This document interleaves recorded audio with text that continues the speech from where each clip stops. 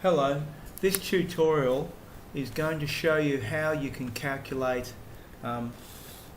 what the cost might be for living if one of the partners needs to go into aged care. So, for example, in the instance that one person needs to go into aged care and one is living independently, it can change your financial situation quite significantly, and this shows you how. So what happens is this is contained within the accommodation calculators.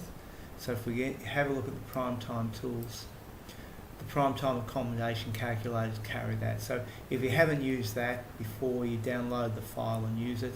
If you have used it before, you'll find it either on your computer, or if you've uploaded it onto your filing cabinet once you've used it, you'll find it most probably in your lifestyle accommodation calculators, so maintain within your financial information for your accommodation.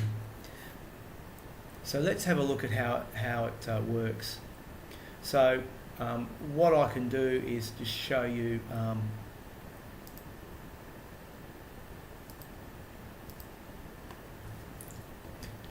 if you first open up one of the Primetime spreadsheets, it may have an enable content button there because the macros have been disabled.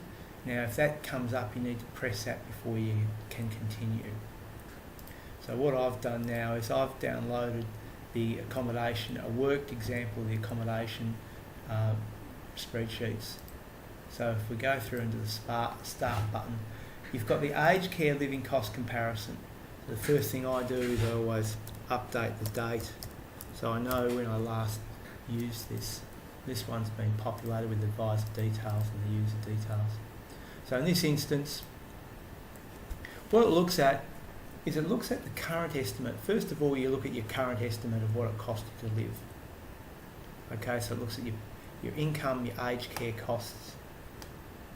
It also if you've got some in-home care costs. So quite often before a person goes into residential aged care, there might be some in-home care costs. And then you look at your home premises, motor vehicle, etc. So what this does is gives you an idea of what it costs to live with both partners at home. So that's the status quo. So total cost might be $50,000. You've got a little bit of income coming through, okay, pensions, etc. And so that means your net deficit, which means you're spending more, you're earning by say $34,000 a year. Now you've got some funds available in cash and you've got some other funds available. So you've got $388,000 in this instance, which means you've got a funding timeline of approximately 11 years. Okay. Now you'll update this every year to make sure you stay on top of things. Now what happens is when someone goes into a nursing home, there's a whole bunch of things will happen. So for example, pensions might go up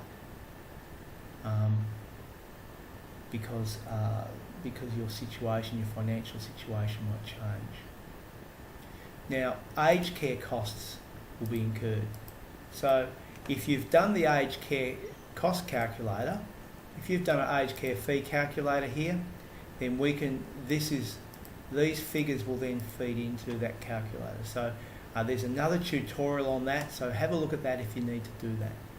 That's the aged care fee calculator. So that feeds into the aged care fee. So you can see there, that's adding $49,000 to your cost of living. Okay? But you may save in-home care costs because that person is now in aged care. So you're saving $4,800. Now the thing about homes is that you can't halve the cost of living because someone doesn't live there. They've still got the same amount of rates and taxes. Insurance, you might use a little bit less power, you might use a little bit less phone and internet, etc. But in the main, you can find that you might incur more costs for maintenance, for example, because perhaps one of the partners did a lot of maintenance around the house and you need to now pay for that. Okay, so living and lifestyle expenses might go down, travel costs go down, etc., entertainment, etc.